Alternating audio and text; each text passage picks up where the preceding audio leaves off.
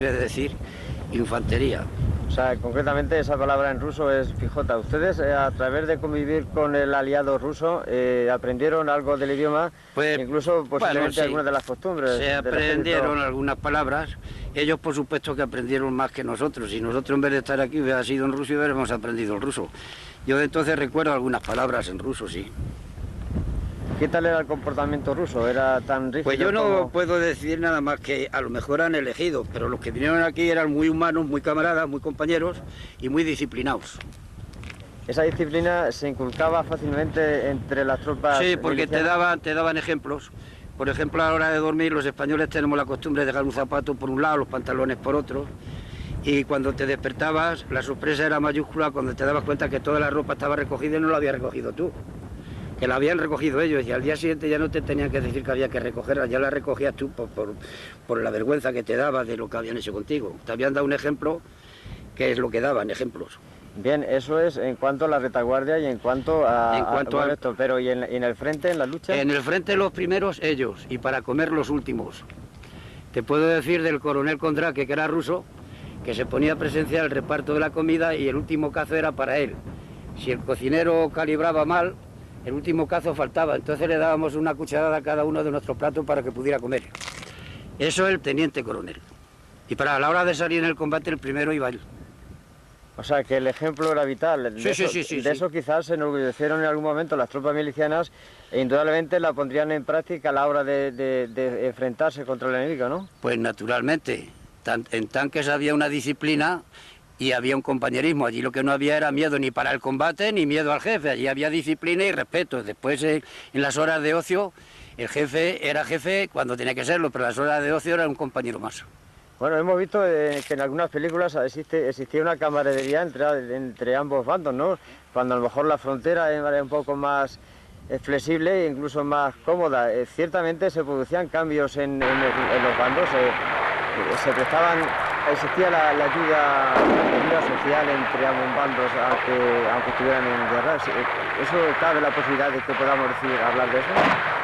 En algunos casos sí existía, pues, aquello de que éramos españoles los de un bando y los de otro. Pero según con quién tropezara, pues eso no existía. Porque te puedo poner por caso que el día 7 de noviembre en el Frente de Levante, sector Nules, la Brigada Vasco Navarras cogieron a 300 compañeros del Ejército de la República y no les concedieron el honor de fusilarlos, porque morir fusilados es un honor. Los mataron a machetazos, y eso está escrito el día 7 de noviembre en el Frente de Levante, sector Nules.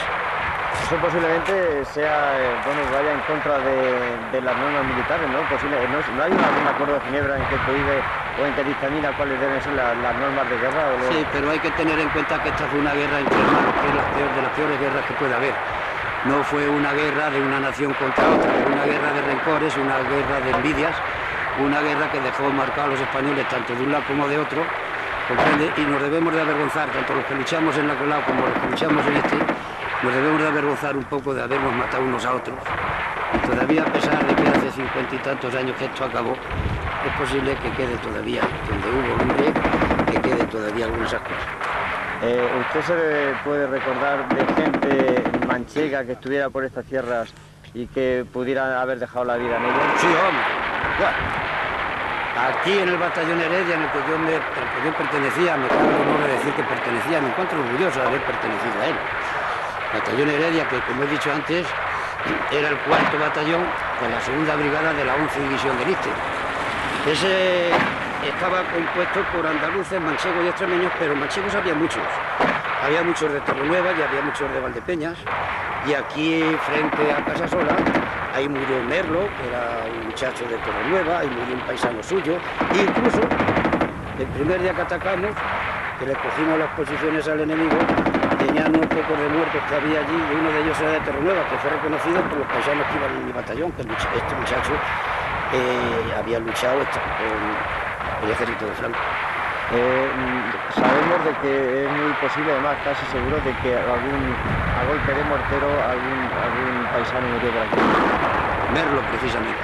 Merlo le pegaron un morterazo, lo mató y lo dejó enterrado. Y está muerto ahí frente a Casasola. Lo que pasa es que no hemos podido pasar por aquello de que está el camino cerrado con un cable. tienes...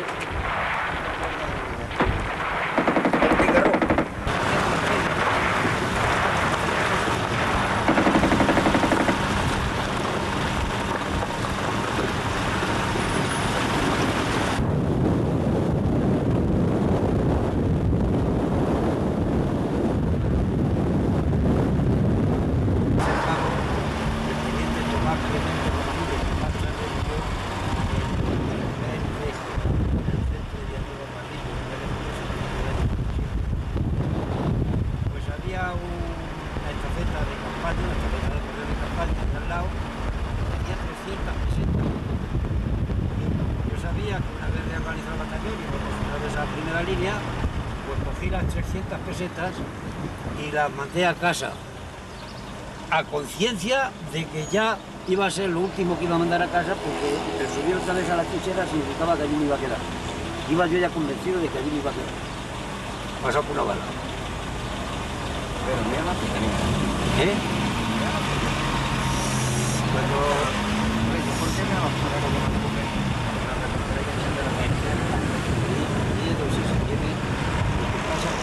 Cuando entras en combate ya no tienes miedo, ni sabes lo que es miedo, ni te pruebas.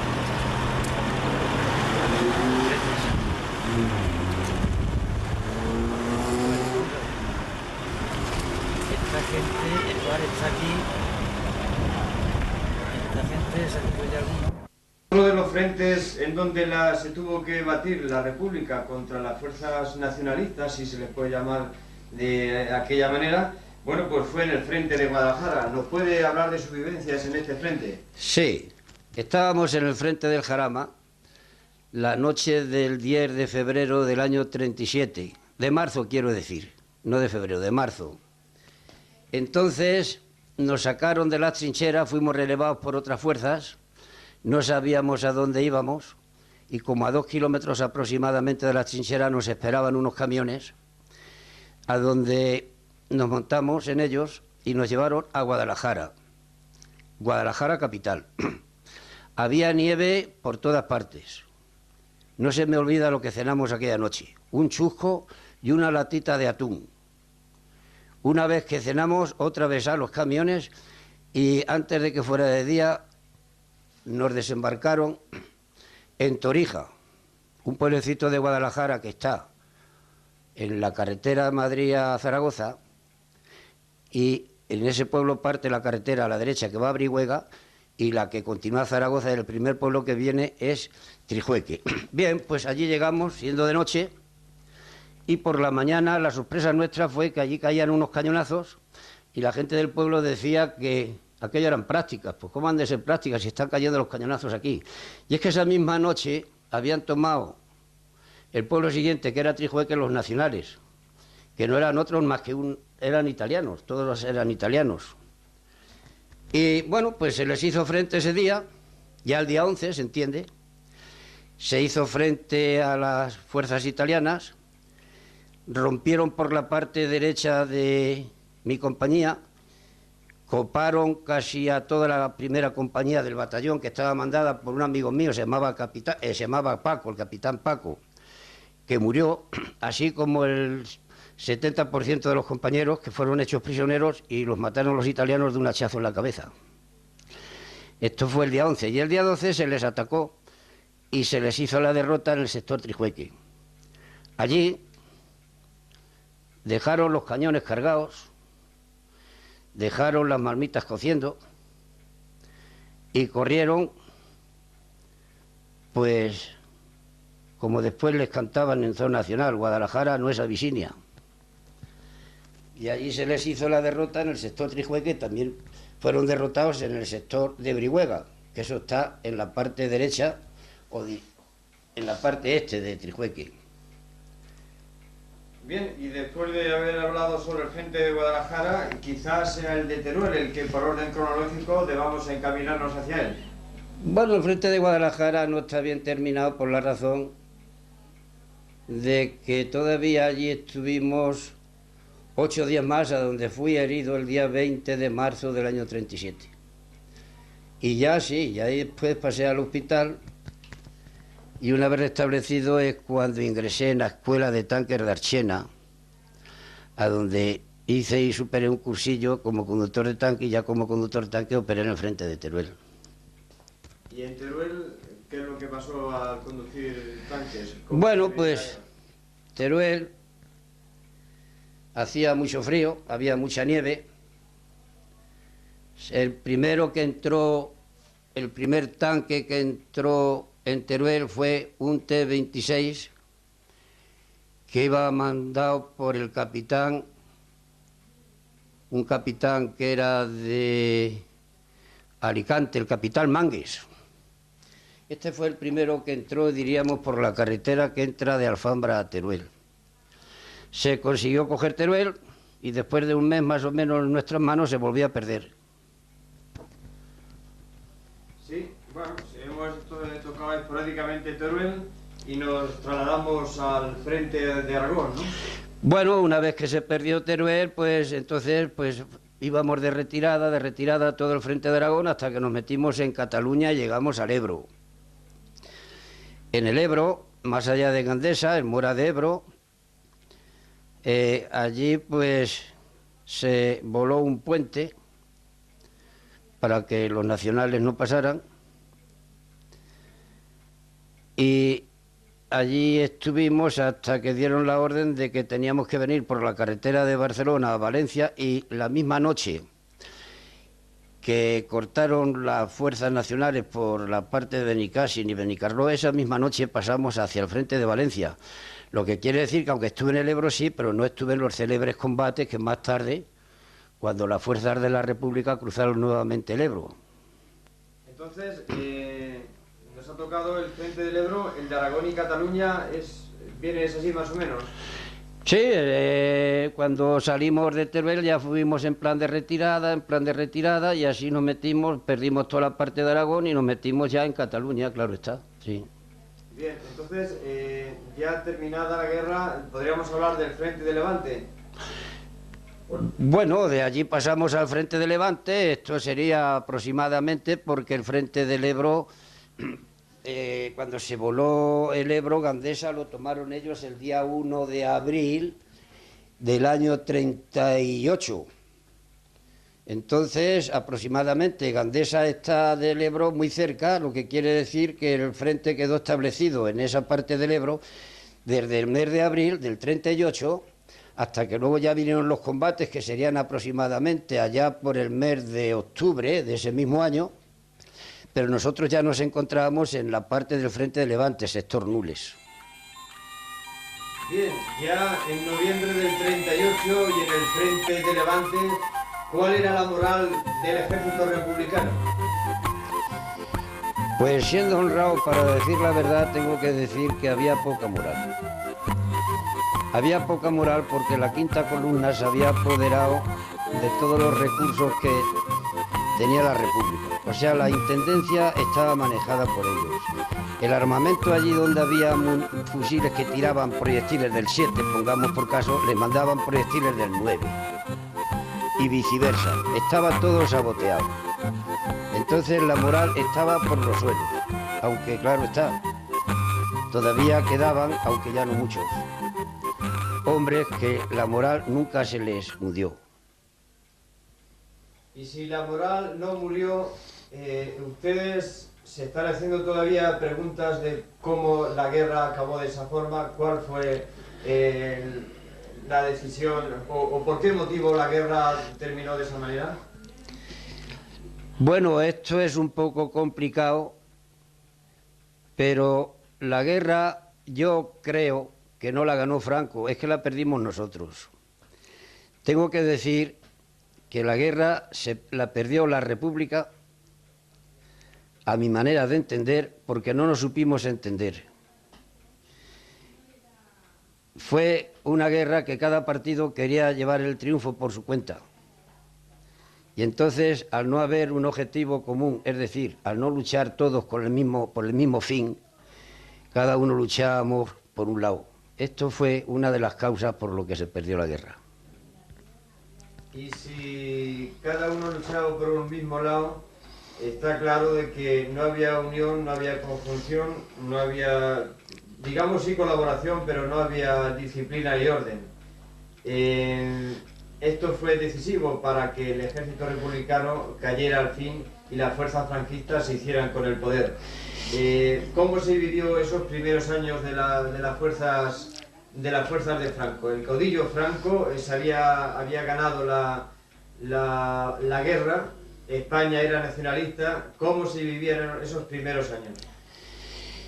Esto es duro decir la verdad, pero esos fueron años de mucha represión, mucha.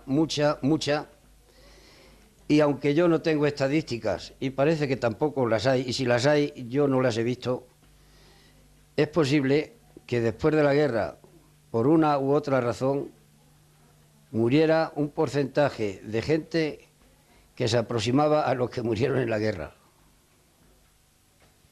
Desde mi punto de vista, el valor de este reportaje y el valor de estas vivencias expresadas por usted es incalculable, pero si algún valor quiero darle de futuro a este reportaje, es la opinión de usted para que un hecho de este tipo, una guerra civil en España, jamás se produzca. Está claro que estoy pidiendo su opinión para las jóvenes generaciones. Bueno, pues sí. Mira, yo también tengo hijos y entonces deseo para ellos lo mejor como cualquier padre. Yo a las nuevas generaciones les recomiendo en principio cultura y mucha cultura, porque la cultura es la que desliga a la humanidad de la esclavitud. Si en España en el año 36 hubiera habido la cultura que hoy existe, estoy seguro que esa guerra entre hermanos no hubiera sucedido. Pero claro está, aprovechando las tarascadas capitalistas, la cantidad de analfabetos que había, esto fue lo que les hizo llegar a que entre hermanos nos matáramos unos a otros.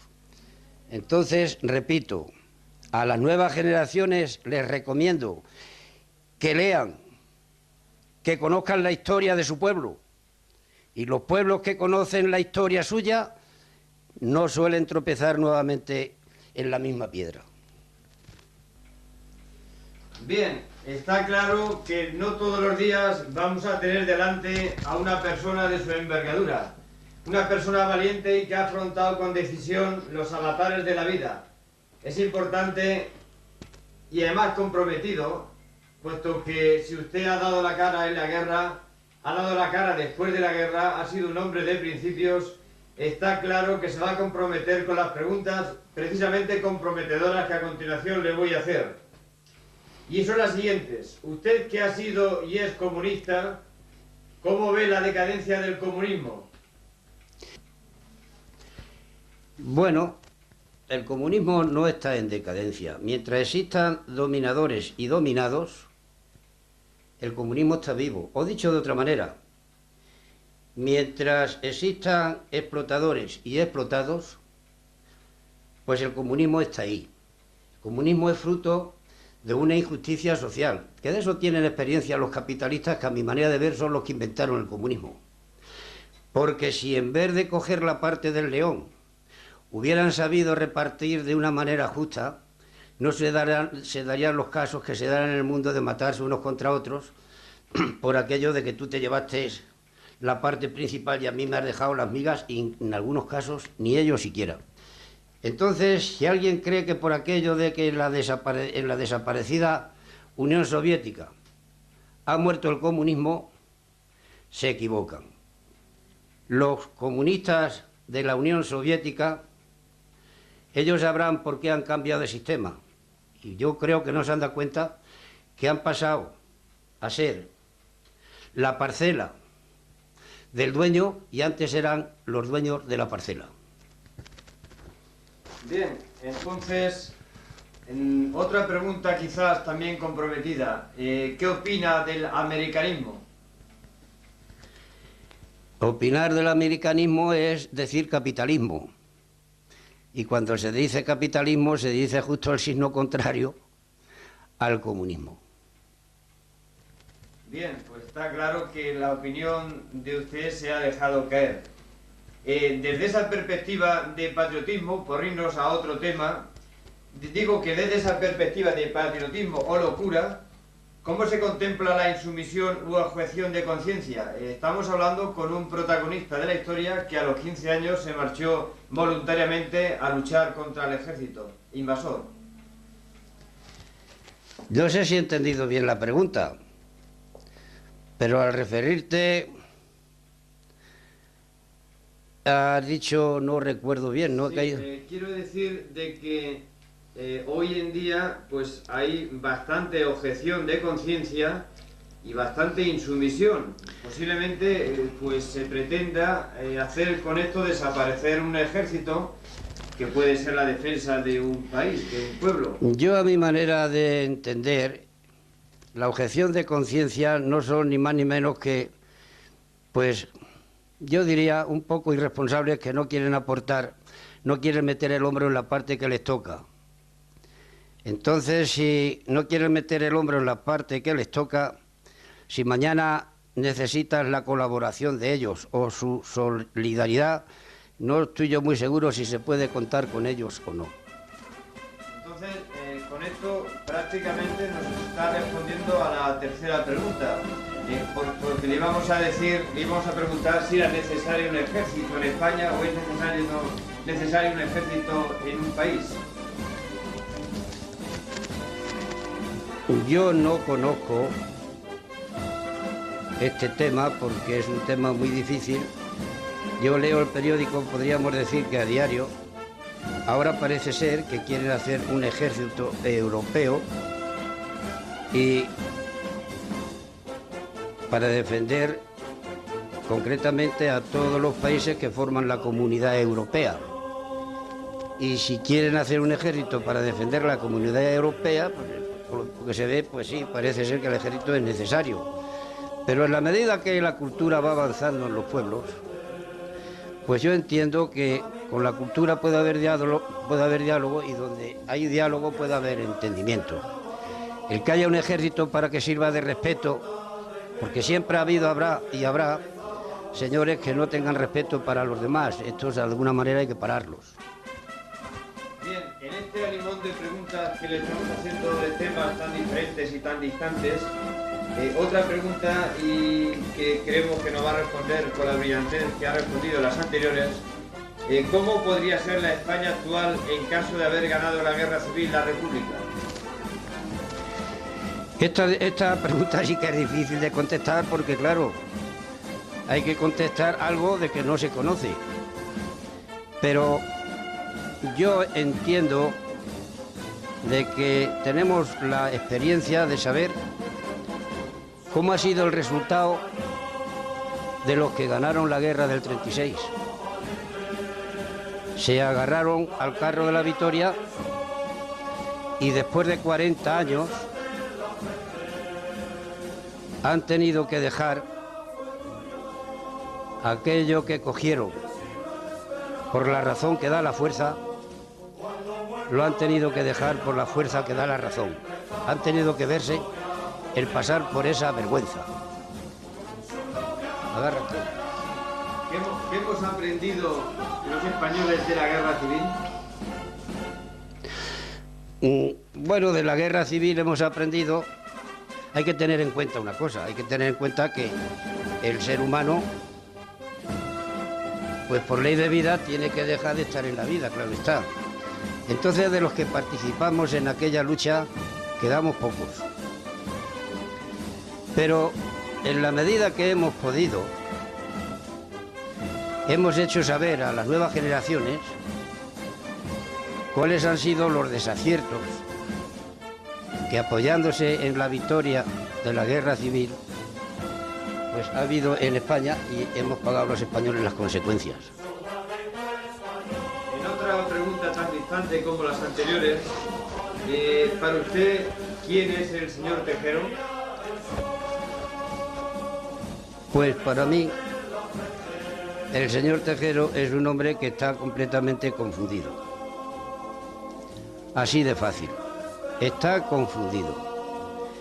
Porque casi hubiéramos llegado otra vez los españoles a darnos de tortas por culpa de una excitación, y esa excitación nació de él y unos pocos más.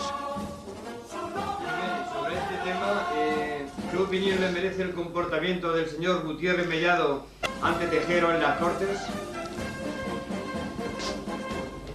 Bueno, pues el comportamiento de este hombre, que le echó el valor que le echan los hombres en un momento difícil como fue aquel, y que a pesar de que Tejero intentó derribarlo, pues él, sin ser un hombre de mucha corpulencia, consiguió que Tejero no lo derribara y aguantó, pues, aquellos desmanes que hizo este señor. Bien, una de las últimas preguntas es una pregunta a un comunista que se orgullece de serlo. ¿Cómo vivió un comunista el 23F? Los comunistas de edad como yo, pongamos por caso, lo vivimos con mucha preocupación, porque pasó una y repetidas veces por nuestra cabeza que casi estábamos al borde de que los españoles saliéramos nuevamente a tortazos. Pero en cambio después tropezamos con cosas, claro, que en el año 36 no las hubo. Yo creo que el 23F, una de las cosas que le hizo ser abortado fue de los medios de comunicación que hoy hay, que en el 36 no lo sabía, y la reacción del pueblo, que dijo tranquilidad, tranquilidad y tranquilidad, porque ya tenemos la experiencia, los que vivimos en el año 36 y los que no vivían en el año 36 tienen pues los conocimientos de la historia que les hemos transmitido en la medida que hemos podido los hombres que vivimos aquella época. Bien, ya estamos en la antepenúltima pregunta de esta entrevista, de esta singular entrevista. Y a una persona de 71 años como es los que tiene usted, ¿qué rectificaría en su vida o en su carácter si volviera a nacer? Creo que nada. Estoy orgulloso de ser quien soy y no tengo que rectificar nada, de nada, de nada. Y además, para complementar esta pregunta, esta entrevista, le vamos a hacer la última pregunta. ¿Qué opina del 28 de mayo, esta convocatoria de huelga nacional que hay para el próximo jueves, día 28 de mayo? Bueno, en principio opino de que la Constitución autoriza, por supuesto, a que los sindicatos vayan a la huelga, es una huelga legal, es un uso que tienen derecho los trabajadores a hacer, como también tiene derecho a trabajar aquel que quiera hacerlo.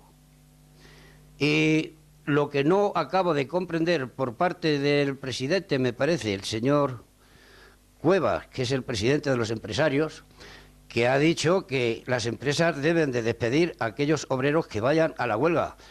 Mucho cuidado, señor Cuevas, que esto es peligroso. Bien, pues esa es la muestra del presidente de la COE, de la patronal, señor Cuevas. Y por último, pues después de haber inmiscuido esta pregunta laboral en un reportaje de guerra, como podríamos llamarle, el que hemos hecho con usted, le agradecemos esto, y si quiere o pretende utilizar algunas últimas palabras, está en el momento de hacerlo. Bueno, en principio quiero dar las gracias por acordarse de mí, de que yo venga a decir aquí estas cosas. Después, pues, recomendar a la juventud, entre ellos a ti, de que leáis todo lo que podáis con arreglo a aquel tropezón que se pegó en el año 36, para que os sirva de ejemplo y que no vuelva a repetirse, que vosotros, los jóvenes, sois el porvenir de España, sois el porvenir del mundo. Y nada más. Muchas gracias.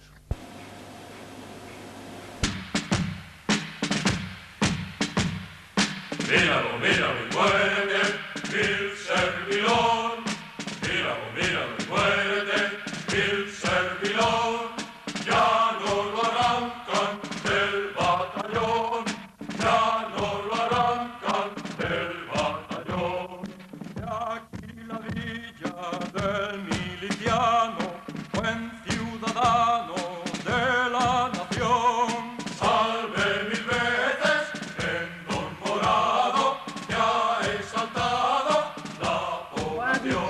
el cardenal Tarancón en su homilía del 27 de noviembre, para que España avance en su camino, hará falta la cooperación de todos en el respeto de todos.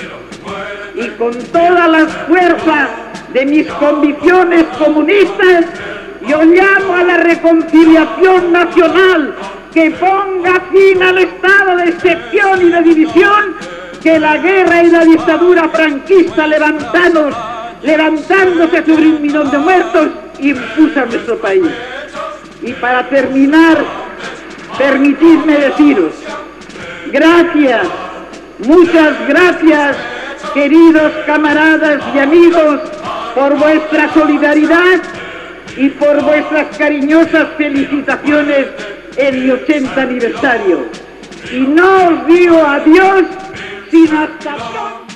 Ya no lo arrancan del batallón, ya no lo arrancan del batallón. Míralo, míralo y muérete, vil servilón. Míralo, míralo y muérete, vil servilón. Ya no lo arrancan del batallón, ya no lo arrancan del batallón. Por un mundo nuevo y una tierra justa, unimos las fuerzas de juventud